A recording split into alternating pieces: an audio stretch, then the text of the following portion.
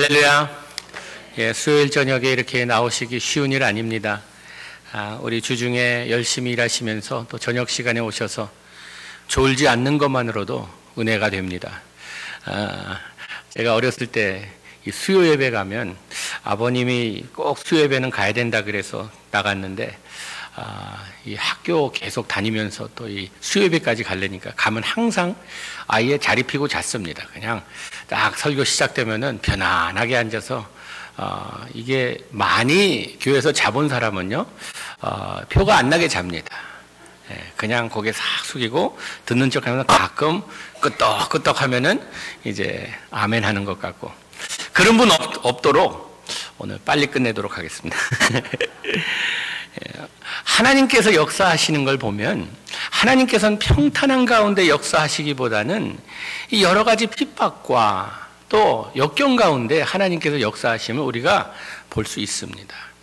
이 기독교 교회사를 공부해 보면은 교회가 언제 부흥하며 참으로 뜨겁게 움직였는가 보면 이 어려움 가운데 교회는 더욱더 활발하게 움직이는 것을 볼 수 있습니다. 평탄하게 되면, 교회가 편안하게 되면 참으로 게을러지고 때로는 이 변질되는 모습을 볼 수 있습니다.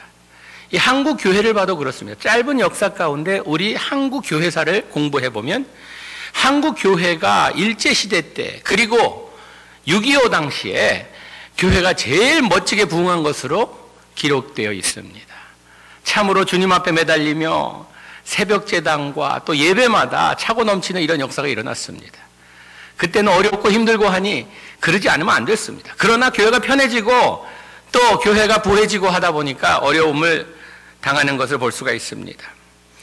초대교회가 어려움을 당했습니다. 핍박이 다가왔습니다. 스데반 집사가 순교당한 후에 교회는 점점 더 어려워졌습니다. 사람들이 흩어졌습니다. 흩어진 가운데 그들은 무엇을 했는가? 복음을 전했습니다. 이 복음을 전하는데 참으로 이 하나님께서 어떻게 역사하셨는가? 이 지도자들을 사도 빼놓고는 흩어놓습니다. 이곳저곳으로 흩어졌는데 오늘 본문에 나오는 이 사마리아의 복음이 전해진 이 이야기는 빌립 집사가, 7 집사 중에 한 집사가 이 사마리아에 가서 복음을 전합니다. 여러분, 사마리아에 가서 전했다는 것은 이 보통 일이 아닙니다. 우리 생각엔 뭐 사마리아 예수님께서 가라 그랬으니까 갔겠지. 이 유대인들에게 있어서는 사마리아인들을 상종 안 하는 것이 이 당연한 일이었습니다. 그런데 그곳에 가서 말씀을 전한다는 것은 대단한 일이었습니다. 오늘 이 말씀 전할 때 8장 6절에 보니까 무리가 빌립의 말도 듣고 행하는 표적도 보고 일심으로 그 말하는 것을 쫓더라. 8장 6절 말씀입니다. 보니까 듣고 보고 쫓았다고 합니다. 참으로 놀라운 역사가 일어났습니다. 거기에 또 기쁨이 있었다고 기록되어 있습니다. 오늘 본문은 어디부터 시작되는가? 그 성에 시몬이라는 사람이 등장합니다. 마술사였습니다. 다른 사람같이 그도 보고 쫓는 사람이었습니다. 그런데 이 그의 신분에 대해서 이렇게 설명합니다. 9절에 보니까, 9절 한번 같이 보도록 하겠습니다. 시작. 그 성에 시몬이라 하는 사람이 전부터 있어 마술을 행하여 사마리아 백성을 놀라게 하며 자칭 큰 자라 하니라. 이 사람은요, 마술을 함으로써 사람을 놀라게 했어요. 그리고 자칭 큰 자라 했습니다. 내가 이렇게 대단한 사람이다, 능력을 발휘하는 사람이다, 나는 이렇게 멋진 자다 라고 자랑할 만큼 사람들을 놀라게 했다는 것입니다. 세상 사람들의 마음입니다. 나도 커지고 싶다, 성공하고 싶다, 알려지고 싶다. 왜? 다른 사람들이 나를 바라볼 때에 성공한 자, 힘 있는 자, 능력 있는 자라고 보기를 원하는 것이 세상 사람들의 마음입니다. 여러분, 우리는 성공하려는 목적이 분명해야 합니다. 이 사람은요, 뭘로 유명해지려고 했는가? 자기가 하는 일로 사람들을 놀라게 함으로 유명해지고 싶었습니다. 우리 모두가 성공하고 싶습니다. 우리 모두가 다른 사람들에게 인정받고 싶습니다. 그런데 우리는요, 우리 자신을 위해서 인정받는 것이 아니라 우리 안에 계신 하나님의 영광을 위해서 성공하고 하나님의 영광을 위해서 우리가 참으로 이런 힘을 발휘해야 된다는 것이 중요하다는 것입니다. 이 시몬이라는 사람은 돈이면 다 된다는 생각을 가지고 산 사람 같습니다. 그래서 나중에 보면요, 이 사도들이 대단한 일을, 능력의 일을 행하는 걸 보며 자기가 돈 줄 테니까 그 지금 비법 좀 가르쳐 달라고 하는 사람이었다는 것입니다. 자기 마술이 대단한 줄 알고 또 이것을 돈벌이 하는 데 썼습니다. 빌립의 능력에 비교해 보니 자기가 하는 일은 대단치 않다는 것을 깨닫게 되었습니다. 여러분, 세상 사람들이 하는 것은요, 능력이 아니라 재주입니다. 세상 사람들이 우리가 세상 일들을 하면서 다른 사람들을 놀라게 한다는 것은 우리의 재주로 놀랍게 합니다. 그러나 하나님의 사람이 세상을 놀랍게 하는 것은 하나님의 능력으로 놀랍게 한다는 것입니다. 우리는 재주와 능력을 분별할 줄 알아야 돼요. 재주 있는 사람을 하나님의 능력으로 착각해서는 안 된다는 것입니다. 우리는 하나님의 능력은 어디에서 나타나는가? 하나님의 능력은요, 하나님의 사역 가운데서 그 일들이 일어난다는 것입니다. 교회도 마찬가지입니다. 재주로 교회를 꾸려나가는 것이 아닙니다. 우리는요, 능력으로 교회를 이끌어 나가야 된다는 것입니다. 시몬은 눈속임으로 재주를 부린 사람입니다. 그러나 빌립은 하나님의 능력으로 이 능력을 행한 사람입니다. 빌립이 가진 것을 원했습니다. 그래서 시몬이라는 사람은 다른 사람같이 예수도 믿고 세례까지 받았습니다. 그런데 그가 원했던 목적은 이 그냥 세례받고 예수 믿는 그걸로 족하지 않았습니다. 그 빌립이 또 사도들이 가지고 있는 능력을 가지기 원했다는 것입니다. 우리 13절 같이 보도록 하겠습니다. 13절 시작. 시몬도 믿고 세례를 받은 후에 전심으로 빌립을 따라다니며 그 나타나는 표적과 큰 능력을 보고 놀라니라. 전에는 다른 사람을 놀라게 하던 사람이 이제 하나님의 능력 앞에서 놀랍니다. 여러분, 우리는요, 세상에서 내가 가진 것으로 다른 사람을 참으로 내가 멋지게 보이려고 하는 이런 삶 가운데서 이게 대단한 줄 생각하는데요, 하나님의 능력을 체험한 사람은요, 그 능력 앞에서 무릎 꿇습니다. 그 능력 앞에서 내가 한 것이 얼마나 보잘것없는 일인지 알게 된다는 것입니다. 근데 마술사는요, 시몬은요, 무엇에 놀랐는가 하면 본 것에 놀랐습니다. 여러분, 우리가 보는 것에만 놀란다고 하면 이건 믿음이 아닙니다. 우리가 보는 것으로 감동받았다면요, 이건 세상 사람들도 할 수 있는 일입니다. 성경의 히브리서 11장 1절 말씀에 믿음은 바라는 것의 실상이요 보지 못하는 것의 증거라고 했습니다. 우리가 보이지 않는 것에 그 능력을 믿고 따르는 사람들이 믿음의 사람들이지, 눈에 다 보이는 것을 믿고 따르는 것은 그 믿음이 아닙니다. 어떤 사람들은 보여주면 믿겠다고 합니다. 그건 거꾸로 된 말이에요. 우리가 믿음은 보이기 시작하는 것입니다. 믿을 때에 보이지 않던 것이 보이고, 믿을 때에 하나님께서 어떻게 역사하시는지 우리가 볼 수 있다는 것입니다. 세상 사람은 뭘 보여주길 원합니다. 그래야지 믿겠다고 해요. 사실 예수님께서 마태복음 12장 39절 말씀에 뭐라고 말씀하셨냐면, 예수께서 대답하여 가라사대 악하고 음란한 세대가 표적을 구하니, 악하고 음란한 세대들이 뭘 좀 보여달라고, 표적을 보여달라고 하는 세대라는 것입니다. 주의 백성들은요, 내 눈에 아무 증거 아니 배워도 믿음만을 가지고서 나가는 것이 믿는 사람들의 자세라는 것입니다. 우리는 뭘 이렇게 자꾸 뭐 봐야지만 기분이 이렇고 이렇잖아요. 그렇지 않습니다. 하나님께서는요, 무엇을 우리에게 기대하고 계신가? 믿음을 기대하고 계신데 그 믿음이 어떤 믿음인가? 보여줘서 믿는 것이 아니라 내 눈에 아무 증거 보이지 않을 할지라도 주님만을 믿고 따라간다는 것입니다. 그 하나님의 약속 위에 서서 따라간다는 것입니다. 우리 14절 같이 보도록 하겠습니다. 14절 말씀 시작. 예루살렘에 있는 사도들이 사마리아도 하나님의 말씀을 받았다 함을 듣고 베드로와 요한을 보내매. 여러분, 사도 중에 베드로란 사도는요, 이 고정관념이 굉장히 강한 사람입니다. 자기가 이렇다 믿으면요, 그걸 끝까지 고집하는 사람입니다. 베드로 보면요, 그렇기 때문에 항상 이 자기 고집하다가 문제를 일으킨 게 한두 가지가 아니잖아요.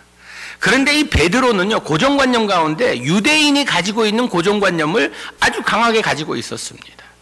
유대인들이 무엇을 가지고 있었는가? 사마리아인은 상종하면 안 된다. 개보다도 못한 존재들로 보는 것이 사마리아인이었습니다. 그런데 소식을 듣습니다. 무슨 소식을 듣는가? 사마리아가 복음을 받았다고, 하나님 말씀을 받고 있다고 듣습니다. 여러분, 베드로가 사마리아에 간다는 것은요, 고정관념을 다 깨고 간다는 것입니다. 지금까지 자기가 가지고 있던 편견의 생각, 이런 것들을 다 버리고 간다는 것입니다. 대단한 결단이었습니다.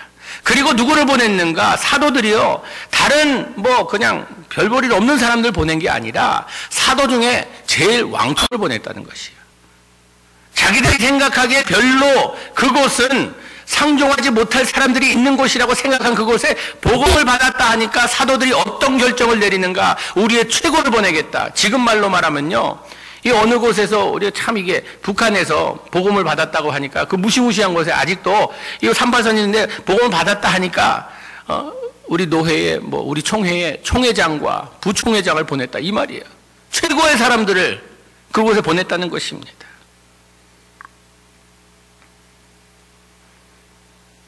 우리도 가끔 고정관념이 있잖아요. 그 사람들은 절대 안 된다. 이북에서 오신 분들이 이 고정관념이 강한데, 이북에서 오신 분들이 하는 말이 이북 사람들은 우리가 아는데 그 사람들은 절대로 안 된다, 이런 말씀하세요. 여러분, 우리 생각에 절대 안 되는 것은요, 하나님께서 되게 만드십니다. 그것이 하나님의 방법이 있어요. 우리 주위에 있는 사람들 중에 저 사람은 얼마나 고집이 센지, 저 사람은 예수 평생 못 믿을 사람이, 얼마나 의심이 많은지 저 사람은 하나님이 직접 앞에 나타나서 모습을 보여줘도 저 사람은 믿지 못할 사람이야. 구제불능이야라는 사람, 불능한 사람, 이런 사람을 하나님께서 우리를 그런 사람들에게 보내신다는 것입니다. 제 브라질에 친구 한 명이 있었는데, 이 친구는 교회는 나왔지만 완전히 날라리였어요. 플레이보이였어요.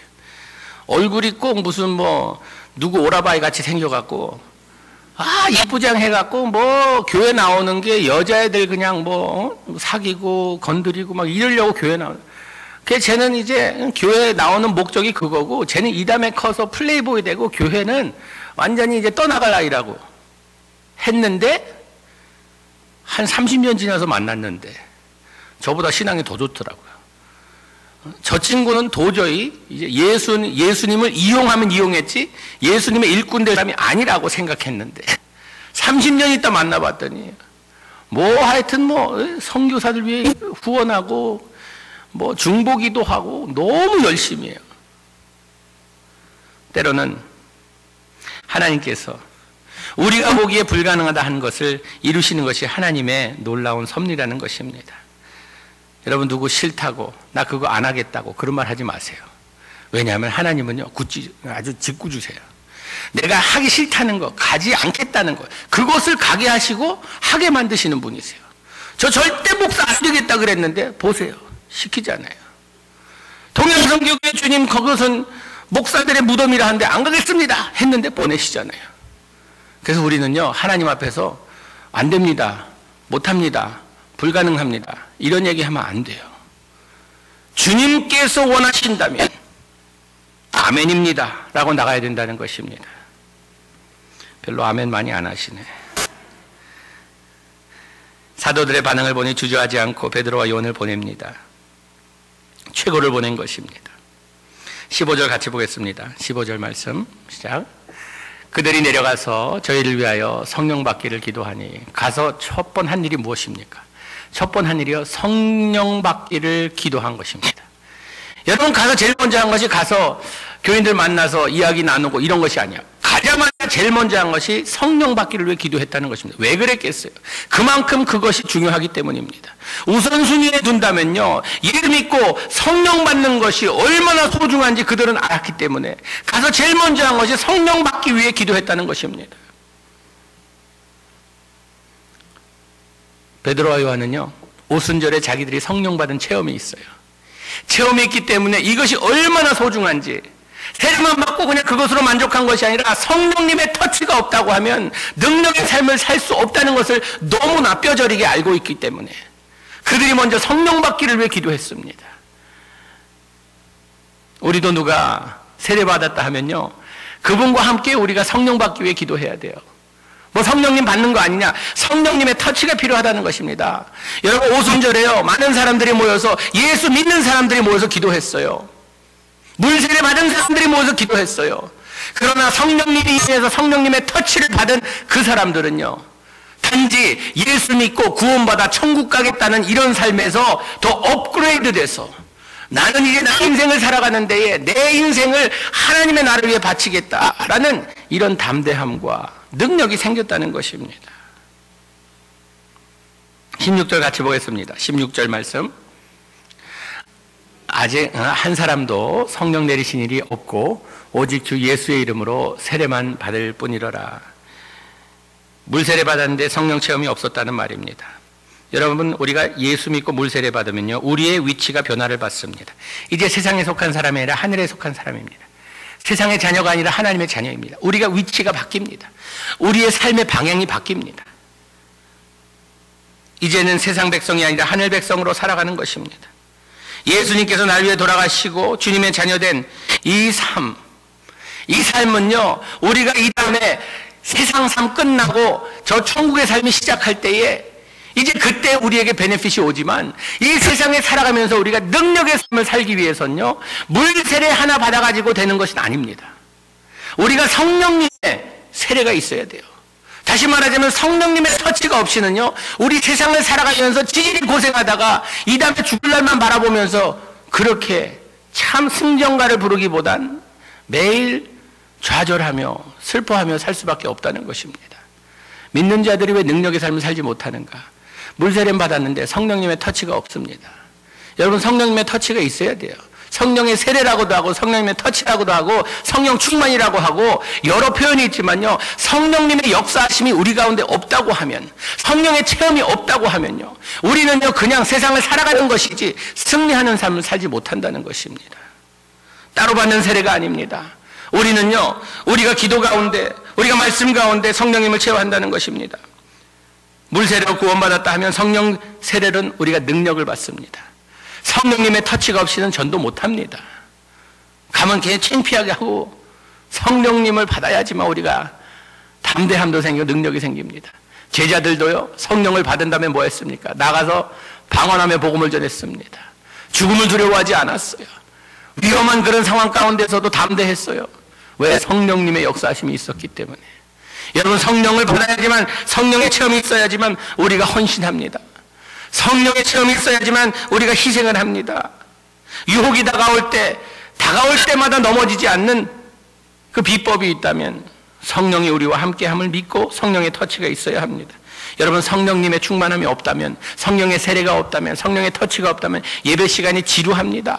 또 주일날 왔네 이럽니다. 그러나 성령을 체험한 사람은요, 주님의 날이 기다려집니다. 예배 시간이 기다려집니다. 말씀을 접할 때 너무나 감사합니다. 찬송을 볼 때 힘이 납니다. 기도할 때 지루하지 않고 너무나 기쁩니다.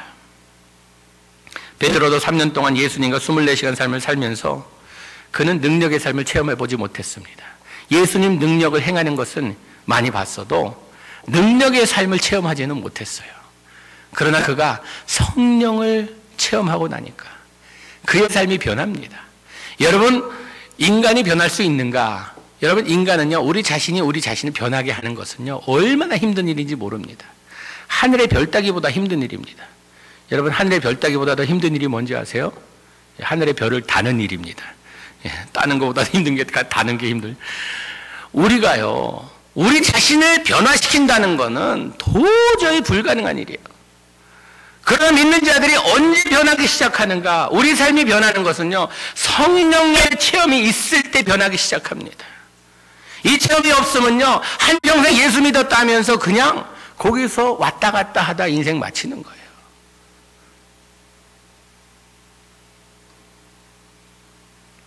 베드로도 성령을 체험하고 나니까 180도 바뀝니다. 그 변치 않던 삶이, 그 고집불통이던 삶이 바뀝니다. 성령을 받고 성령을 체험하고 성령 세례를 받고 나니까 사마리아 그곳에 갑니다. 그래도 아직 옛 모습이 남아있어서 유대인으로서 더러운 음식은 안 먹겠다고 끝까지 그냥 고집하는데, 사도행전 10장 가서 보니까 하나님께서 보자기를 내리십니다. 하늘에서 자기가 더럽다고 한 음식을 하나님께서 보여주시면서 먹으라 그래요. 내가 만든 건 다 깨끗하니까 먹으라 그래요. 하나님께서 성령을 체험한 사람에게는요, 계속적으로 변화를 갖다 주십니다. 내가 고집하던 것도 바꿔주시고.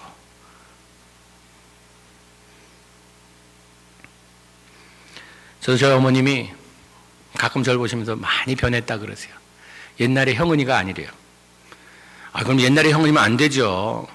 제가 어머니한테 어떻게 그렇게 변했냐고. 내가 내 자신을 변하게 할 수는 없습니다. 아무리 노력해도요, 작심삼일이라고 오래가지 못합니다. 내 안에 계신 성령님께서 다듬어 가십니다. 나를 만들어 가십니다. 쪼아낼 거 쪼아내고 잘라낼 걸 잘라내고 붙일 거 붙이고 하면서 하나님의 사람으로 만들어 가시는 가운데 우리는 거기에서 기쁨을 느끼는 것입니다. 성령님께서 하시는 일입니다. 성령의 세례는 언제 일어나는가? 17절에 보니까 우리 17절 같이 보겠습니다. 17절 시작. 이에 두 사도가 저에게 안수함에 성령을 받는지라. 안수함에 기도할 때 성령이 임합니다. 오순절 때 모여서 마가의 다락방에서 기도할 때 성령님이 임합니다. 여러분, 우리는 그래서 기도해야 합니다. 기도할 때 성령의 역사하심을 우리가 체험하게 됩니다. 여러분, 부부싸움 할 때, 어제 제가 건강한 가정 클래스에서 이거 나눴는데, 여러분, 부부싸움 할 때 부부싸움 하고 나서 어떻게 푸는 것이 최고의 푸는 방법인지 아세요? 밤에 잠들기 전에 같이 기도하자 그러면 돼요. 기도하기 싫습니다. 부부싸움하고 나면. 손잡기도 싫어요. 부부싸움하고 나면. 이 세상에 주님이시여, 나를 사랑하시는데 왜 저렇게 마귀 같은 사람을 나에게 붙여줬습니까? 해서 가까이 가기도 싫은 것이 부부싸움 한 다음에 우리의 마음이에요. 그런데 부부싸움 한 다음에 한번 큰 맘 먹고 자존심 다 내려놓고 우리 한번 기도합시다. 그리고 손잡고 기도해 보세요. 여러분, 성령님의 역사가 기도할 때 어떻게 일어나는지 아세요? 같이 손잡고 기도하면요, 저도 결혼 초기에는 많이 싸웠습니다. 싸울 때 한번 해봐야지 그러고 아내 손잡고 기도했어요. 여러분, 기도하면요, 첫 마디가 뭘로 나오는지 아세요? 첫 마디가 주님, 이 마귀 같은 여자를 어떻게 처리해 주십시오, 이렇게 나오지 않습니다. 첫 마디가 주님 용서해 주세요. 이게 첫 마디예요. 기도는요, 하나님께 회개하는 모습으로 먼저 시작하는 것입니다. 용서해 주세요 하면은 눈물 터지면 그 다음에는 용서가 돼요. 저는 뭐 끝난 다음에 마음이 그래도, 여자들은요, 야, 남자가 눈물 흘리면서 기도하면요, 감동을 받고 용서해 주더라고요. 꼭 기도해야겠다. 부부싸움 하면 꼭 기도해야겠다. 잘했든 잘못했든 거 다 떠나서 누가 잘했든 손잡고 기도해. 여러분, 기도할 때 성령의 역사가 일어나는 줄 믿습니다. 여러분, 기도하세요. 기도할 때 여기 보니까 사도들이 안수하며 기도할 때 성령이 임해서 그 역사가 일어났다는 것입니다. 예수님께서도 성전을 치우시면서 뭐라고 말씀하셨어요? 나의 집은 만민이 기도하는 집이라 그랬어요.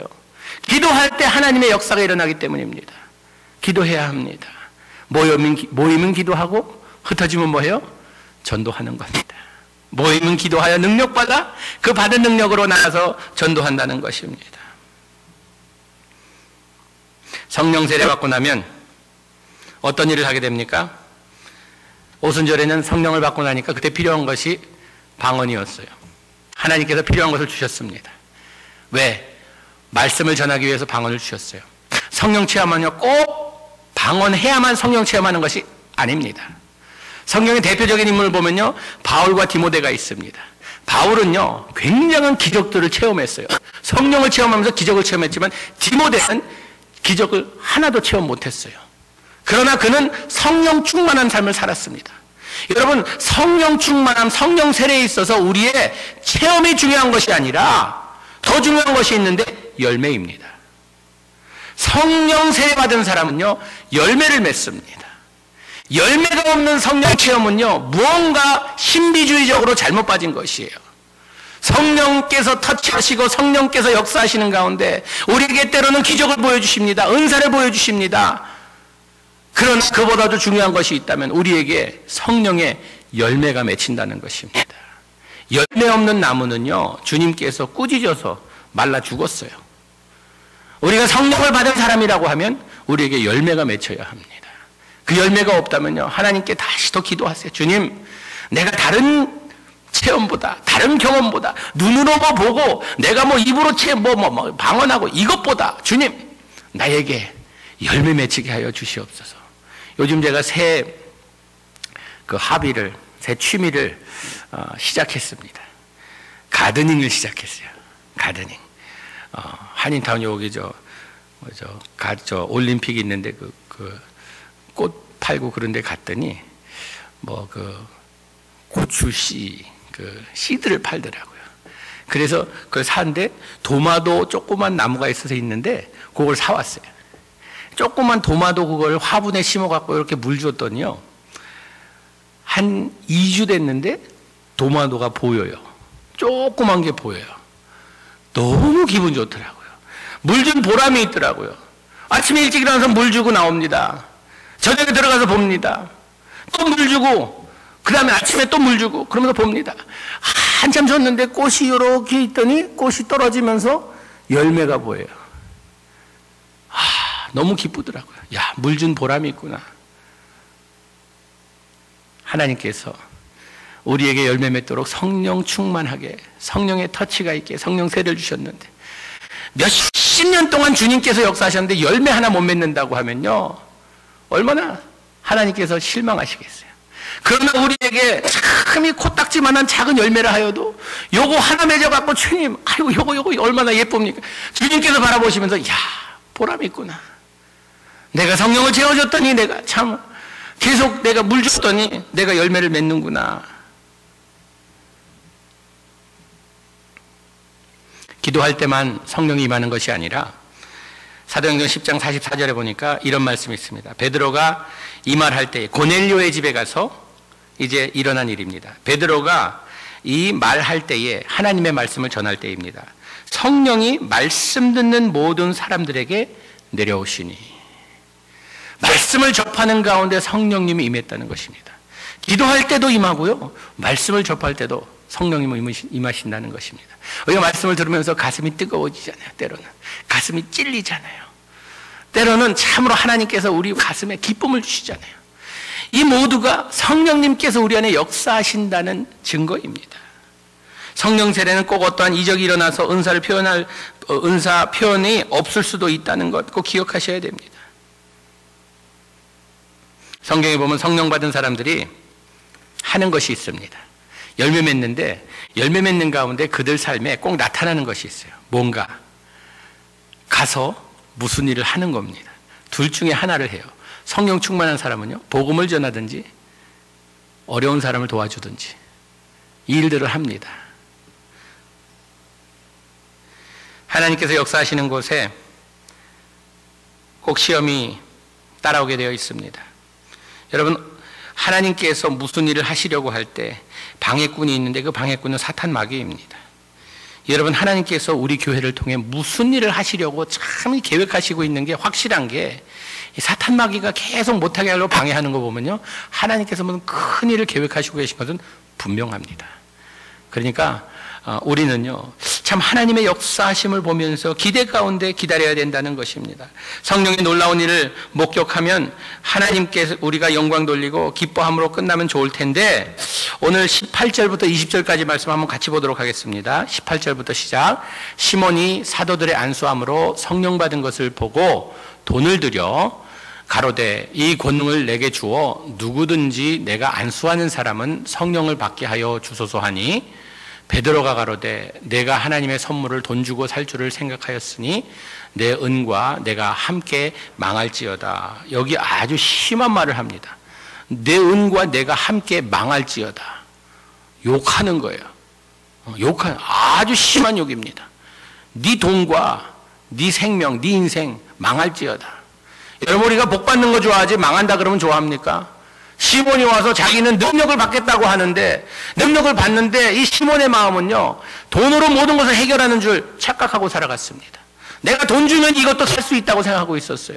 여러분, 돈으로 못 사는 것이 있습니다. 하나님의 능력은 돈으로 못 삽니다. 많은 경우에 우리는요, 내가 헌금을 많이 하면 하나님께서 나에게 더 큰 능력, 아닙니다. 그런 말 없어요.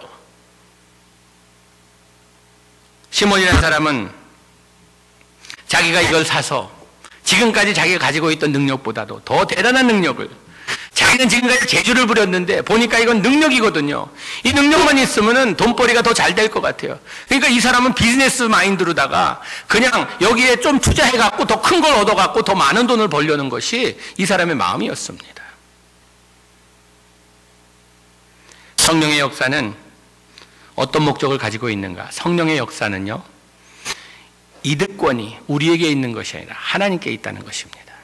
성령을 채워주시고 성령 세례 주시고 성령 충만하게 하시는 것은요, 하나님께 영광 돌리기 위함이지 우리 이름을 날리고 우리가 이것을 통해서 돈을 벌고 내가 여기에서 무슨 것을 얻기 위해서가 아니라는 것입니다. 그게 성령님의 기대하시며 성령님께서 하시는 일이라는 것입니다. 성령의 역사는 하나님의 영광을 위함이지 성령의 사역을 통하여서 물질의 축복을 얻고 세상의 성공을 얻고 질병을 고치고 나의 욕구를 채우기 위함이 아니라는 것입니다. 여러분, 우리는요 때로는 요즘 너무나 많은 메시지 가운데 참으로 이 성령님을 통하여서 우리가 복받는 이거에만 집중되어 있는 것을 너무나 많이 발견합니다.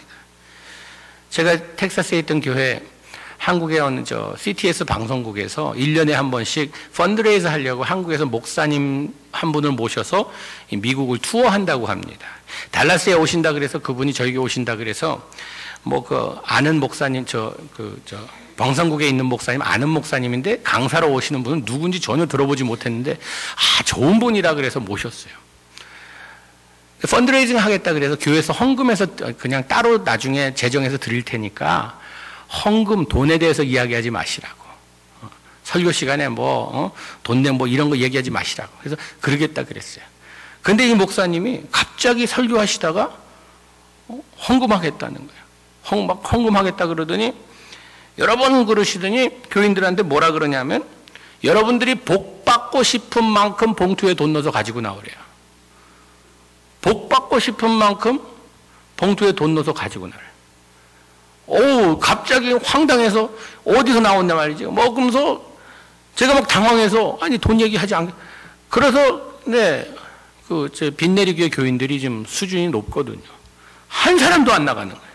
한 사람도 안 나가는. 그 다음에는 헌금위원 어디냐고 다 나오라고. 헌금위원 헌금하겠다고.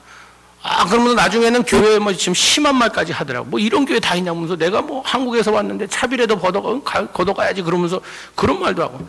하도 듣다 못해 제가 아래에 있다가 올라갔어요. 강단으로. 목사님 돈 얘기 안 하기로 하셨잖아요. 제가 올라가서 땀 뻘뻘 흘리는 거 보니까 교인들이 나중에 불쌍해서 나중에 뭐라고 안 그러더라고요. 근데 그건요 이단에 가까운 사람입니다.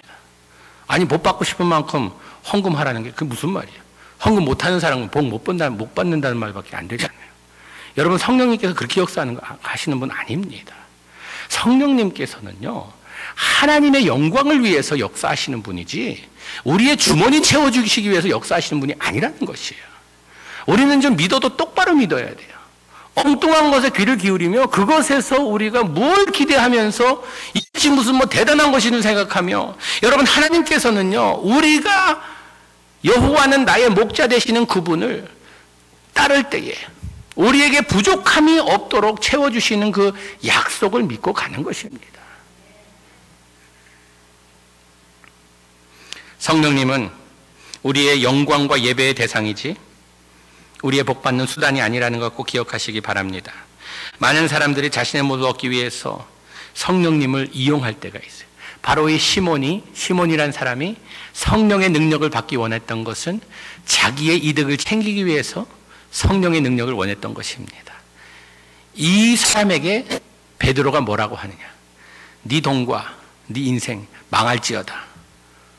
여러분, 그 말씀이요 우리에게도 해당되는 말씀입니다. 우리에게도 해당되는 말씀이에요. 성령의 능력은요 오직 하나님의 영광과 하나님의 나라만을 위해서 쓰여져야 돼요. 다른 데가 이익을 얻기 위해서는 하는 것이 아니라는 거 기억하시기 바랍니다. 성령을 체험하면요 어떤 일들이 일어나는가?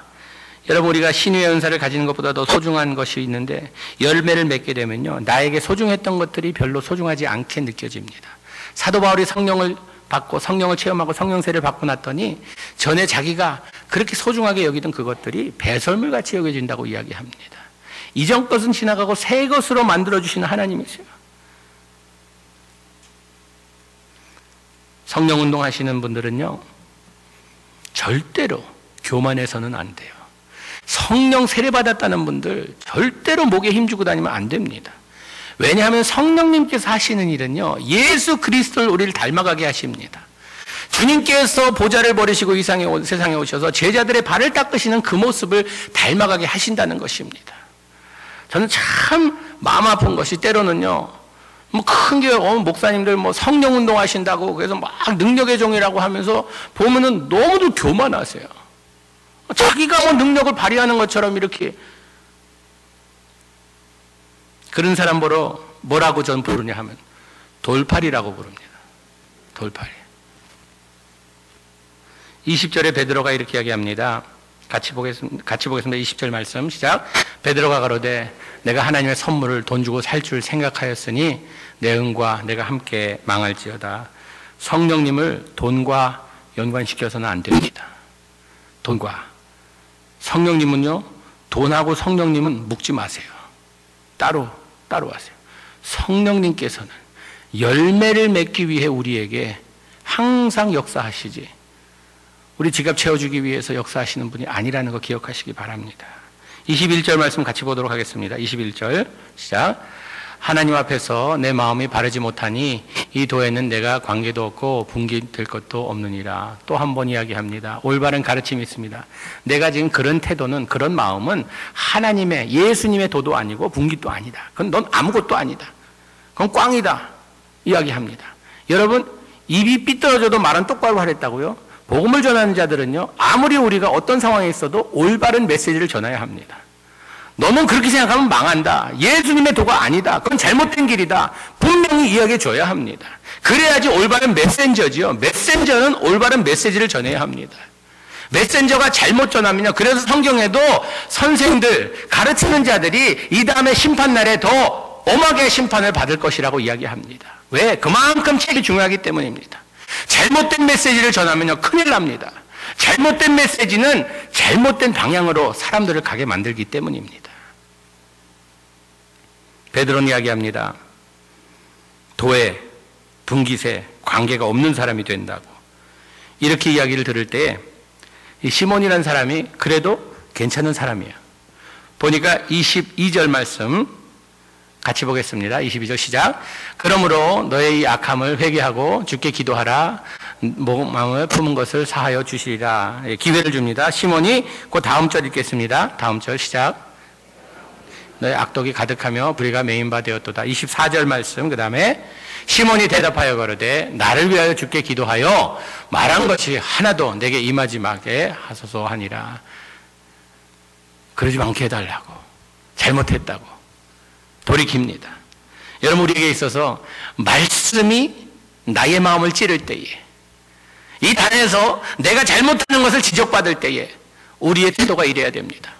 주님, 나에게 그런 일들이 임하지 않게 하옵소서. 나는 주님의 성령님의 인도하심 가운데 살기 원합니다. 성령님을 나의 이득을 위해서 사용하기보다는, 이용하기보다는 하나님의 영광을 위해서 살기 원합니다. 이런 삶이 되어야 된다는 것입니다. 여러분, 성령 받은 사람이 꼭 해야 될 것이 있어요. 여러분, 성령 세례 받았다, 성령 충만하다, 성령님께서 나를 터치해 줬다, 이런 삶을 사는 사람들에게 있어서는요, 사마리아인들이 보면은 무엇을 했는가? 마지막 25절 같이 보도록 하겠습니다. 시작. 두 사도가 주의 말씀을 증거하여 말한 후 예루살렘으로 돌아갈새 사마리아인의 여러 촌에서 복음을 전하니라. 가면서 복음을 전합니다. 여러 촌에서. 베드로와 요한은요, 성령이 충만한 사람이에요. 가면서 복음을 전합니다. 계속 전합니다. 성령 충만한 자의 책임입니다. 우리에게 주어진 이게 숙제예요. 복음을 전하는 것이, 어디 가나 복음을 전하는 것입니다. 우리 믿는 자들은요, 앉으나 서나 누우나 일어서나 항상 복음을 전하려는 마음에 열정이 있어야 돼요. 비행기를 타도 옆에 앉은 사람과 대화를 나누면서 우리가 여러 가지 대화를 나눌 수 있지만 복음을 제시할 수 있는 그런 기회를 만들어야 된다는 것입니다. 어디를 가나 우리는요, 주의 첩보원이 아니에요. 주님의 자녀들이에요. 빛을 발해야 하고 맛없는 세상에 소금 역할을 해야 돼요. 썩어가는 세상에 소금 역할을 해야 돼요. 그러기 위해서는요, 우리가 어디 가나, 이 베드로와 요한이 이제 사마리아를 떠나서 다시 예루살렘으로 돌아가는 그 길에 여러 촌에서, 예루살렘 성을 떠나서 여러 촌이라는 것은요, 이 시골 같은 그런 곳입니다. 그래도 사마리아 성은 이런 큰 도시였고 시로, 촌 같은 데 다니면서 계속 가면서 가는 곳마다 복음을 전했다는 것입니다. 여러분, 이것이 성령 받은 자들의 삶입니다. 우리에게 있어서 주님께서 소중히 여기시는 걸 소중히 여길 줄 알고, 주님께서 별 볼 일 없다는 것은 좀 신경 쓰지 않았으면 좋겠습니다. 우리는 우리가 생각하기에 소중하다 하는 것을 하나님도 소중히 여기시려고 생각하고 이 착각 가운데 살아가고 있어요. 주님께서 제일 소중히 여기시는 게 성령님을 보내신 목적도 복음을 위해서, 성령 충만하게 한 목적도 복음 전파를 위해서, 영혼 구원을 위해서 교회도 세우시고, 영혼 구원을 위해서 우리가 예수 믿고 금방 죽어서 하늘나라 데려가시면 될 텐데 이 세상에 남겨놓으신 목적이 무엇인가? 아직도 남아서 할 일이 있으니까 땅끝까지 이르러 나의 증인이 되라고 말씀하신 그 일, 여러분 우리가 그 일을 잘해야 됩니다. 그 일 잘못하면서 다른 일 교회에서 뭐 내가 이 참 우스운 일이에요. 저는 이 교회 뭐 꼭 해야 될 말이니까 합니다. 교회가 왜 이렇게 망가지는가? 여러 가지 이유 중에 큰 이유 한 가지가 있는데, 이 교회의 직분 때문에, 직분이 뭐길래 그것 때문에 교회가 깨지고 망가지고 싸우고 이럽니다. 여러분 사실 직분은요, 성경에 보면은 하나의 펑션을 위해서 있는 거지 포지션이 아닙니다. 목적을 이루기 위해서 있는 것이지 무슨 그게 뭐 계급이 아니에요. 그런데 착각 가운데 우리가 살고 있어요. 미국 교회에서는요, 장로님 한 번 됐다가 자기 임기가 끝나면요, 엘더에서 미스터로 돌아갑니다. 하면 미스터 하면 그 다음에 임기 끝나면은 장로님이 아니에요. 평신도로 돌아가요. 아무 문제 없어요. 미스터 해도. 한국 교회에서 그랬다고 하면 가정해 보세요. 큰일 납니다. 원타임 장로님, forever 장로님이세요. 장기적으로 노인 될 때까지 하는 게 장로님이세요. 그러면 안 되잖아요. 우리는요, 지금 통이 큰 교인이 되면 좋겠습니다.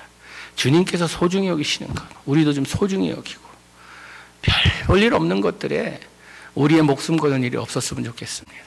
성령 충만한 여러분들, 성령 세례받은 여러분들, 아직도 그런 체험이 없다면 기도하세요. 말씀을 접하세요. 그런 가운데 성령님께서 나를 만져주시고 나를 써주시고 나의 안에서 역사하심을 체험하시는 여러분들 되시기를 주님의 이름으로 축원합니다. 기도하시겠습니다.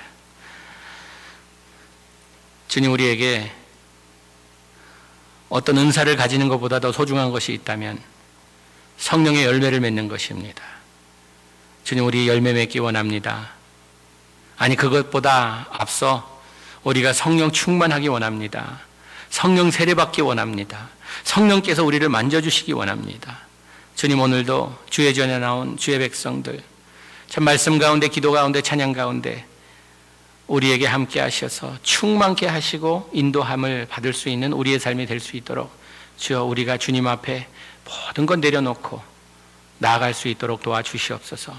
예수님 이름으로 기도하옵나이다. 아멘.